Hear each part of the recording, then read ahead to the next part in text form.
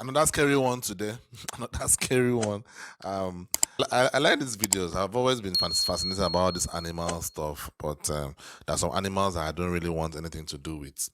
So this one is going to be 15 dangerous animals you should never touch. It should be fun. Let's get right into it. We all love to pet a good dog or scratch a cute cat behind the ears, but not all animals are fluffy bundles of joy we can snuggle up with. Some should absolutely never be touched, no matter how tempting. These are dangerous animals you should never touch.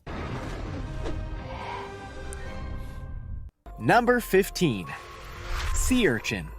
If you've ever been snorkeling or diving around a reef, you'll be more than familiar with the scourge of the sea urchin. There are actually at least 200 different species of them, and they come in a wide range of different shapes and colors. But one thing's true about all of them. You definitely want to do everything in your power to avoid touching or standing on one. They have two types of defense, the visible spikes and the venom that they contain. If you're unfortunate enough to make contact with one, the effect it will have depend on whether the spine is able to puncture your skin or not. If it does, it will release venom too, and will probably break off inside your body, which can cause further damage. An urchin sting is painful as soon as it occurs, and will lead to virtually instant swelling. Further symptoms can develop such as weakness, muscle ache, drowsiness, and even paralysis, and if left untreated, the puncture site may also become infected. A small percentage of people who are stung by urchins can die as a result, mainly because of allergies to their venom, so to be on the safe side, you're best staying well clear of them. Like this video, smash the subscribe button, and click the notification bell right now, or Slenderman will come from under your bed when you're sleeping.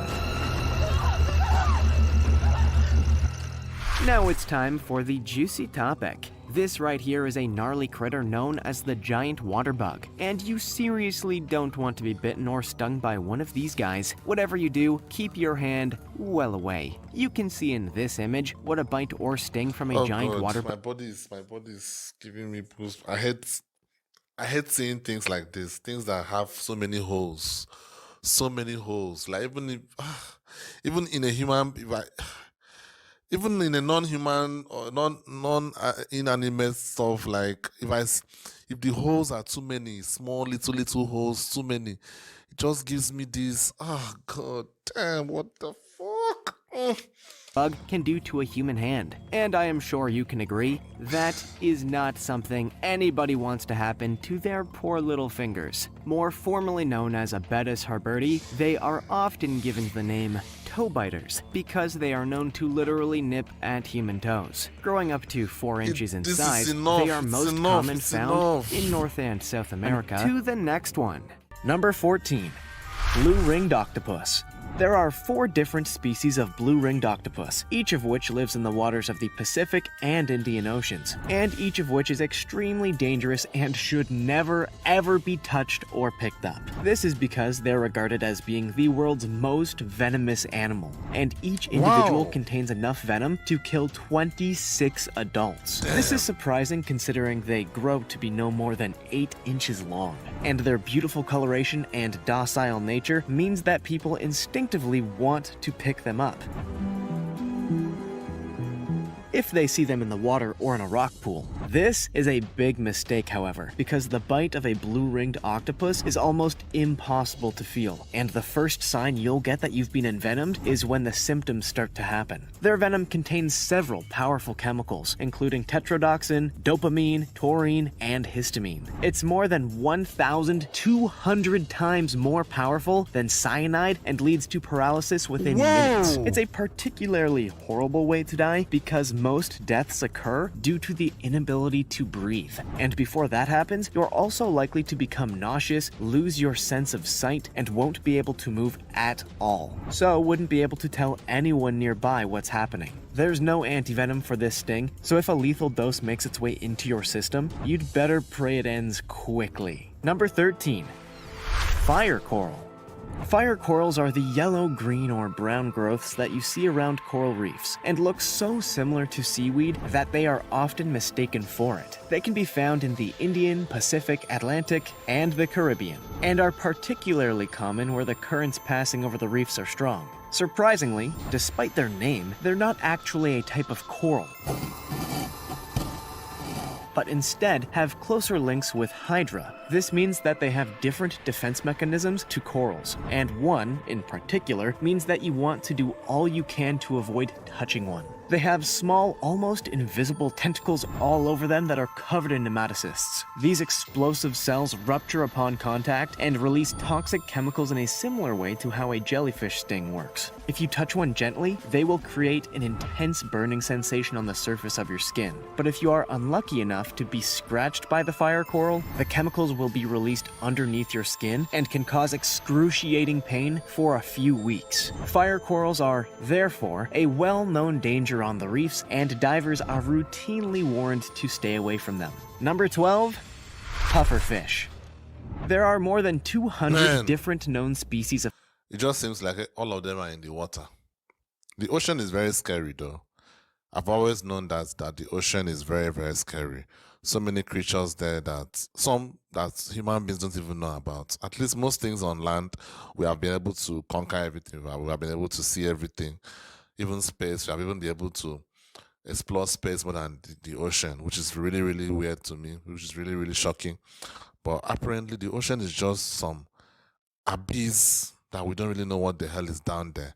And these are just the ones that we know of. What of the ones we don't know of? Pufferfish, all of which live in warmer waters around the world, and the vast majority of them can cause serious problems for anyone that mistakenly touches them. That's because they have a powerful means of defense. They have developed this because they're relatively slow moving through the water and can't simply swim away from danger. So, when they feel threatened, they are able to inhale water or air into their stomachs until their bodies swell up into a spherical shape. They are also covered in hard-to-see spines, and their flesh contains a powerful neurotoxin called tetrodotoxin, which can be deadly to humans. Even if it doesn't kill you, each fish contains enough of it to cause you serious pain or discomfort. But surprisingly, this isn't its normal effect on other animals. To sharks, for example, it simply tastes unpleasant, and means they won't try to eat the fish, but it doesn't cause anywhere near the same amount of problems to them as it does to humans. Number 11, crown of thorns starfish. Most starfish are completely harmless, but there's one that's found in the Indian and Pacific Oceans that has a nasty surprise for anything that tries to touch it. It's one of the largest starfish species in the world, and is known as the crown of thorns starfish. Growing up to 14 inches across, their bodies are a familiar starfish shape, but unlike most others, they are covered in long, sharp spines. Not only does this pose a risk of cuts and abrasions, but these spines also contain powerful toxins. If part of one breaks off into a wound, it will almost instantly lead to a sharp stinging sensation, continuous bleeding and swelling, and nausea for a number of days. Population numbers of these starfish are a concern on coral reefs because they actively hunt and eat coral polyps. In recent years, human fishing of a few species that eat the stars has meant that they have bred unchecked in some areas, and the damage is becoming increasingly clear to see. Conservation efforts involve removing the stars or injecting them with chemicals to kill them, which is something that has to be done extremely carefully to reduce the risk of being injured while doing it. Number 10. Indian red scorpion. Indian red scorpions are native to India, Pakistan, and Nepal, and were first scientifically described in 1798. They grow to around 4 inches long and can be a range of colors such as orange, red, brown, and blue. They are nocturnal and tend to feed on small vertebrates like lizards, but very little is actually known about them. They appear to prefer areas covered in vegetation and will often exist in larger numbers near human settlements, and it's this proximity that's made them renowned in the area. They aren't particularly aggressive, but if you were to touch or try to hold one, it'll immediately try to sting you with its tail. If successful, the toxins it injects into your system can lead to serious consequences, such as severe pain, vomiting, unconsciousness, pink phlegm, erratic heart rates, and in some cases, death. There's no antivenom, but other treatments have been shown to assist recovery, and current estimates suggest that the mortality rate is somewhere between 8 and 40%, with most victims Damn, that is still high, 8 and 40%. And from what I heard, scorpions don't really have, like, at least most snakes there's antivenom, but scorpions don't have antivenom. Like, from what I've heard. So I'm actually really scared of scorpions, to be honest with you. We don't really, like, my country is so blessed in a way that we don't really have a lot of these weird creatures like that. The only weird creature is our government.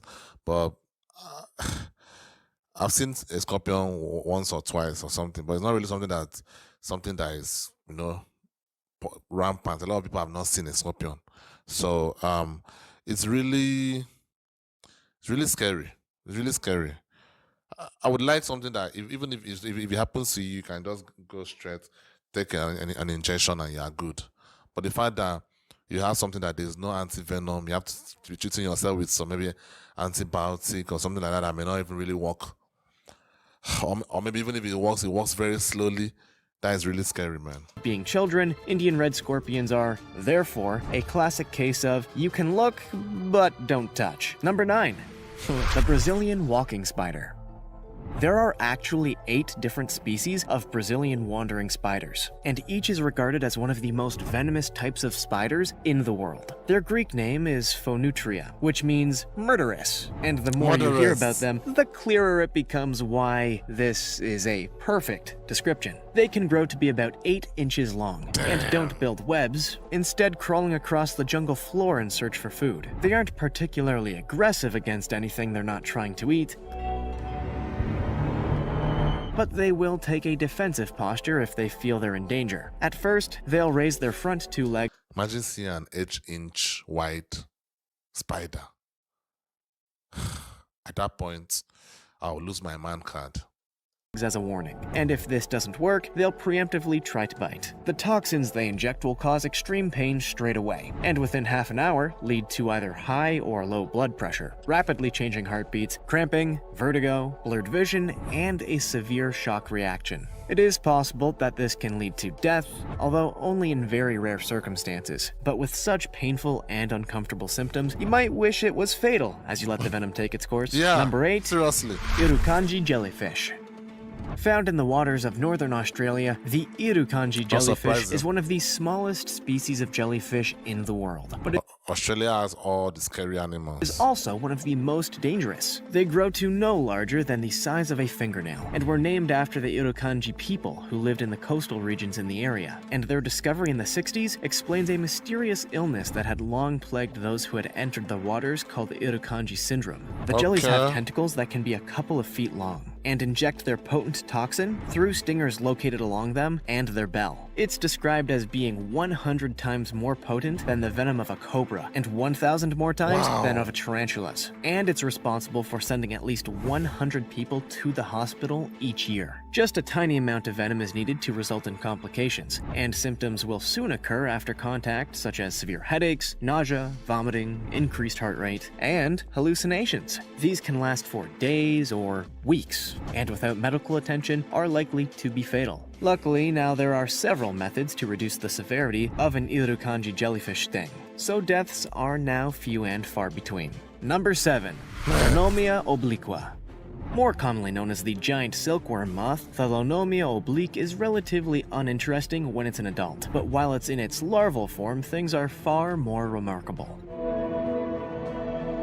The caterpillars grow to become around 2 inches long and are usually either green or brown. They camouflage well into the background of the jungles in South America, but are still an appealing treat to other animals in the region. So they have developed a secondary form of defense to significantly increase their chances of survival. They are covered in hollow body hairs that can easily detach and be breathed in by a potential threat, and can also puncture the skin. They contain a potent venom which passes through the hollow spines and was the first caterpillar discovered that can be deadly to humans. Each sting releases a small amount of toxin, so it's estimated suggested that you need to be stung between 20 and 100 times to receive a fatal dose, but that's easily possible if you were to pick one up. And this species is thought to be responsible for at least 500 deaths. The first signs of envenomation are swelling, headaches, fever, and vomiting. And this leads to hemorrhagic diathesis within 24 hours and death soon after. If you see one of these in the wild, you better stay well clear. And definitely don't be tempted to touch it. Number 6. The Death Stalker Scorpion. Found across the desert regions of Africa and the Middle East, the ominously named Death Stalker scorpion is one of the most dangerous species of scorpion on Earth, and has been linked with countless human fatalities. These unassuming creatures only grow to around 3 inches long, but if you get close enough to one, or stupidly try to touch it, you're in for a world of pain. They are highly aggressive against perceived threats and can attack with their stinger in a fraction of a second. The venom it injects is a mixture of a number of neurotoxins, including chlorotoxin, charbadotoxin, xylotoxin, and 3 types of agidotoxins. If you think this blend sounds horrific, then you'd be absolutely correct. It's unbelievably painful from the moment the sting occurs and can lead to complications such as paralysis, a malfunctioning central nervous system, and loss of muscle control. People are also likely to suffer from anaphylaxis as a result of envenomation, and when enough toxins are present, the usual cause of death is either asphyxiation or pulmonary edema. Even though there's an antivenom for the Death Stalker's sting, it needs to be administered in such large doses that this itself can cause further medical complications. Number 5. Flamboyant Cuttlefish. Normally, you might not think cuttlefish could pose too much of a threat to a human.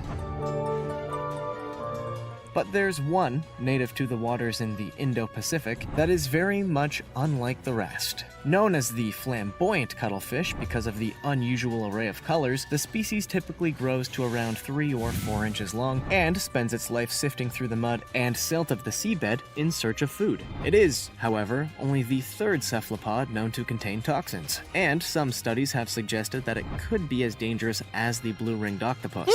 The acids and chemicals present are through every part of their body, and contact with the skin can prove to be extremely painful. As eating one would most likely result in death, fishermen in the region have to be very careful to make sure they don't catch any in their nets. But they're quite rare, so the chances of this are minimal. They can be seen in a few aquariums around the world where special measures have been taken to assure they're looked after correctly. And while there's a high demand for unusual creatures like these in private aquariums, they aren't very common because they're so difficult to safely procure in the first place. Number 4. Wow. Harvester ants. Various species of harvester ants can be found across the Americas, but there's one known as the Maricopa harvester ant that is particularly vicious and unpleasant to encounter. If you live in Arizona or any of the southern states, then the chances are that you're familiar with them and more than aware of how wise it is to keep your distance from them. Normally, they spend their time searching for food such as insects and dragging it back to their colonies. But if they detect a threat, or if you were to try and pick one up, they immediately go into defense mode. Whoa! First, they emit pheromones that attract others to join the fight, and then they start trying to clamp their mandibles into the skin. Once it has hold, it starts to pivot around that point and continually sting its target. Each sting causes a searing pain that will last many hours, but only involves a small amount of venom. It's the number of these small doses that can become a real danger though, especially if a number of ants are involved in the attack. It's Fuck, man. This is crazy. Can you imagine? Just picture this. Picture this. Someone has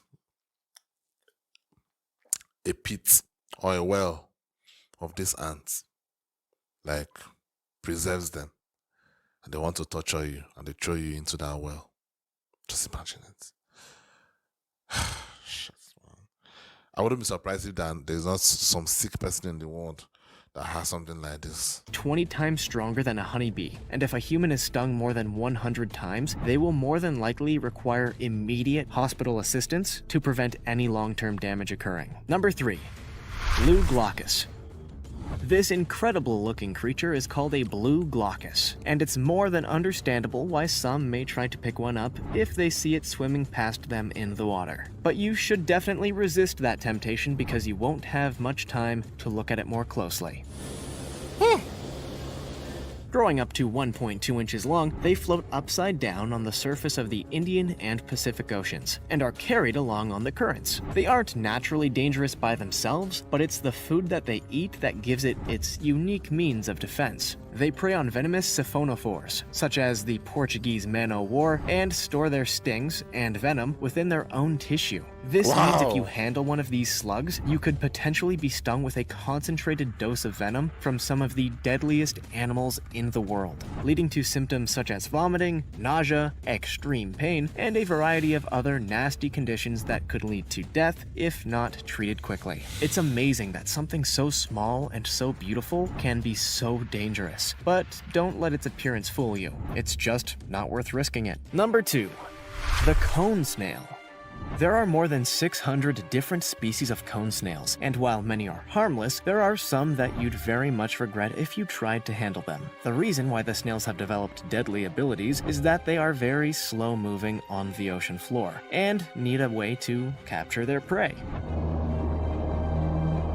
The method they do this is a modified tooth that they use like a harpoon and shoots out into the prey. It's coated in cone snail venom and incapacitates their target almost instantaneously, which gives them plenty of time to make their way over to the carcass and extract the nutrients that they need. The range of beautiful colors that they come in means that shell collectors and swimmers often pick them up, and this can trigger the harpoon. It's more than capable of piercing skin and even passing through rubber gloves, and there are 3 or 4 species that have venom that's toxic enough to kill. There are around 27 deaths that have been attributed to cone snail venom that was injected in this way, and symptoms can include blurry vision, breathing difficulties, pain, swelling, vomiting, and death. It's for this reason that they're also sometimes called cigarette snails, because after being envenomed, the victim probably only has enough time to smoke a cigarette before they die. Number 1. The Africanized honeybee. Africanized honeybees are also known as killer bees. Yeah. And were created by breeding several different species together. They were released in Brazil in the 1950s with the hope that they would increase honey production, and have since spread around the continent and into the US. They are a highly defensive species, much more so than other honeybees, and if you disturb them, they'll keep attacking you until they're sure you no longer pose a threat. They've been known to chase a person more than a quarter of a mile before giving up, and as they work together in large swarms, victims will receive more than 10 times as many stings as they would with another species. More than 1,000 people are known to have been killed by Africanized honeybees, many of whom accidentally incurred their wrath and weren't actively trying to disturb their hives. Part of the reason for this is the way that they structure their community. They have a much wider area around their hives that they consider to be their own territory, and the proportion of Can you imagine that? Like, they consider it to be their own territory. So that means, and it's a wide place. It's not like some, just one small place, like a wide area. That forgotten that other people are supposed to exist as well. What is that? Is it like some gang stuff? What the hell? The reason for this is the way that they structure their community. They have a much wider area around their hives that they consider to be their own territory, and the proportion of individuals that are guards are much higher than other species. Unfortunately, it's not very easy to identify one of these versus other bees from a distance, and it's only from their behavioral responses that it becomes clear. If you're in a region where they're known to be present, your best bet is to stay away from any bees you see just in case it happens to be one of them. Which of these would you be most tempted to touch if you see one? Have you ever touched one of the animals we just mentioned? One thing is for sure. I will probably never have any of these issues because I'm not going to touch any of it. I'm never going to touch any of it. Even if I see it, I'm not the type that is like, oh, what is this? Let's see. No. I'm not interested. They can do what the fuck they want to do. I'm not a scientist. That is a job for the scientists to do, not me. This is just mad, man. Some of these creatures are just so scary.